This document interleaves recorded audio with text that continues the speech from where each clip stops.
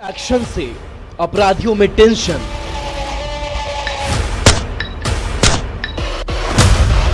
बिहार में अब अपराधियों की खैर नहीं।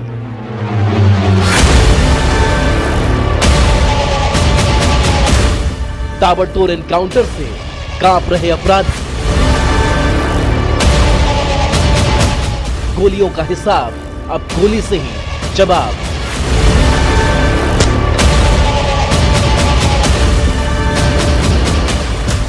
ठोकोगे तो सीधे ऊपर जाओगे। बिहार में सुशासन स्थापित करने के लिए ऐसे कई अपराधियों का निदान हमारा सरकार करते रहेगी। अपराधियों का शुरू हो गया पिंडदान।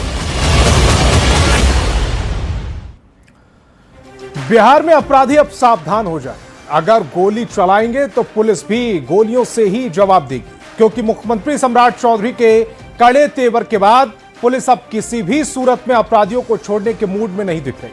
यही वजह है कि पिछले 5 दिन में पुलिस ने 3 एनकाउंटर किए हैं। इनमें से 2 अपराधियों को यमलोक भेज दिया गया, जबकि तीसरे अपराधी को लंगड़ा कर अस्पताल पहुंचा दिया गया। और पुलिस का आगे भी यही तेवर रहने वाला है। तो मुख्यमंत्री के कड़े तेवर के बाद अब पुलिस भी लगातार एक्शन में है।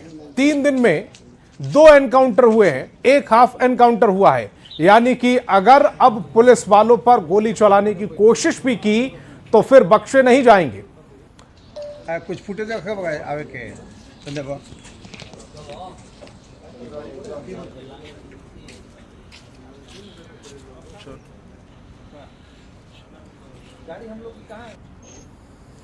सीवान में 3 दिन के भीतर 2 एनकाउंटर को अंजाम दिया गया। पुलिस ने अपराधियों को घुटने पर ला दिया है और यह संदेश भी दे दिया कि गोली चलाने वाले अपराधी का किसी तरह से इलाज किया जाएगा। 30 अप्रैल को पहले अपराधी छोटू यादव को गोली मारकर लंगड़ा किया गया और आज गोलियों के जवाब में पुलिस ने सोनू यादव को ढेर कर दिया।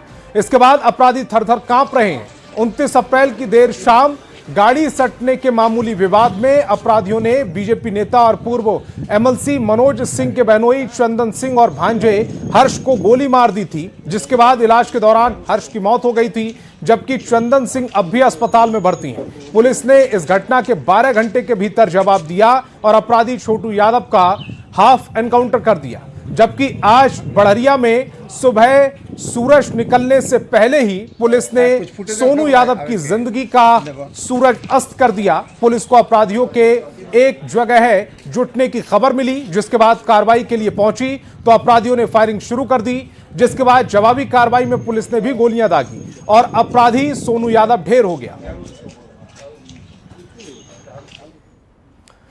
और अब देखिए पिछले 5 दिन में कैसे पुलिस ने अपराधियों को मुंह तोड़ जवाब दिया है और साफ संदेश दिया है कि गोलियों के जवाब में पुलिस अब गोली से ही जवाब देगी। 28 अप्रैल की घटना भागलपुर में कार्यपालक पदाधिकारी कृष्ण भूषण कुमार की हत्या की गई।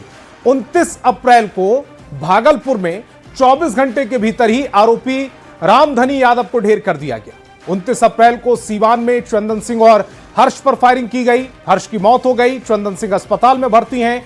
30 अप्रैल को सीवान में ही 12 घंटे के भीतर आरोपी छोटू यादव को लंगड़ा बना दिया गया, यानी कि हाफ एनकाउंटर किया गया।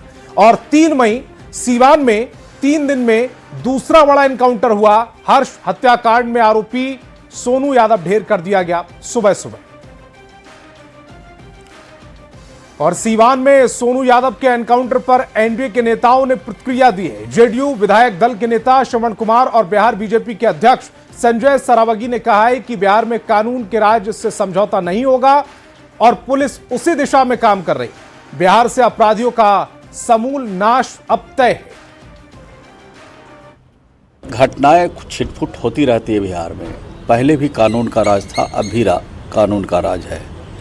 और कानून के राज में अगर कोई दुर्घटना करता है, किसी के जान माल लूटने की कोशिश करता है, गोली चलाता है, कानून को हाथ में लेता है, तो कानून को हाथ में लेने वाले व्यक्ति को किसी भी कीमत पर पहले भी बख्शा नहीं गया है, अब भी बख्शा नहीं जाएगा। उनको हर हालत में कानून के हिसाब से काम करना पड़ेगा। अपराधियों को बख्शा नहीं जाएगा। कोई अपराधी अगर पुलिस पर गोली चला दे, गोली तान दे, तो उसका तो सोनू यादव का इनकाउंटर हो गया है। अपराधी था, कई अपराध में लिप्त था, और देखिए उस दिन गाड़ी सटा, गोली मार के हत्या कर दिया। तो अब तो माला चढ़ाना ही है ना अपराधी। माननीय मुख्यमंत्री जी ने भी कहा है, जो अपराधी है उसको माला पहनाना नहीं है, उसको माला चढ़ाना है। तो अब पुलिस पर गोली चलाएगा।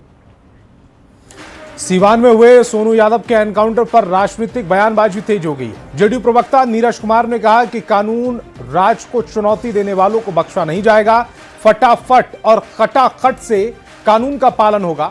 वहीं हम के राष्ट्रीय अध्यक्ष संतोष सुमन ने कहा कि वैसे अपराधी जिनके अंदर से कानून का डर खत्म हो गया है, उन्हें कानून का डर दिखाना चाहिए। सोनू यादव जो 10 गंभीर आपराधिक मामले, हत्या, डकैती जैसे आर्म्स एक्ट संगीन मामले का आरोपी था, कानून के राज को चुनौती दिया, आतंक का सीवान बनाना चाहता था, संस्थाओं पर कोई हमला करेगा, पुलिस बल पर हमला करेगा, अपराध का जबड़ा जो संक्रमित है वह पुलिस को दिए गए अधिकार फटाफट और खटाखट से कानून का पालन भी होगा। जो अपराधी कानून को धत्ता बताते हैं, कानून से ऊपर अपने आप को समझते हैं और कानून का जिनके अंदर भय खत्म हो गया है, उनको कानून का भय दिखाना चाहिए, एक मैसेज जाना चाहिए।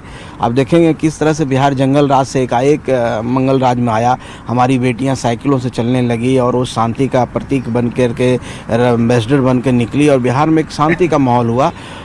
इसी तरह से माननीय मुख्यमंत्री बने हैं हमारे आदरणीय सम्राट चौधरी जी। हम समझते हैं इन्होंने एक स्पष्ट मैसेज दिया है कि कोई भी अपराधी हो, चाहे किसी समुदाय जाति का हो, अगर वो अपराध करेगा और इस तरह का हिमाकत करेगा, उसको उसी भाषा में जवाब दिया जाए। और सीवान एनकाउंटर पर पूर्व एमएलसी और बीजेपी नेता मनोज सिंह का बड़ा बयान सामने आया। मनोज सिंह ने पुलिस की कार्रवाई की खुलकर सराहना करते हुए कहा है कि घटना के अगले दिन ही छोटू का हाफ एनकाउंटर और 4 दिन के भीतर ही सोनू यादव एनकाउंटर के ढेर कर दिया गया है। ये पुलिस का बहुत अच्छा काम है, पुलिस की कार्रवाई न्याय संगत है।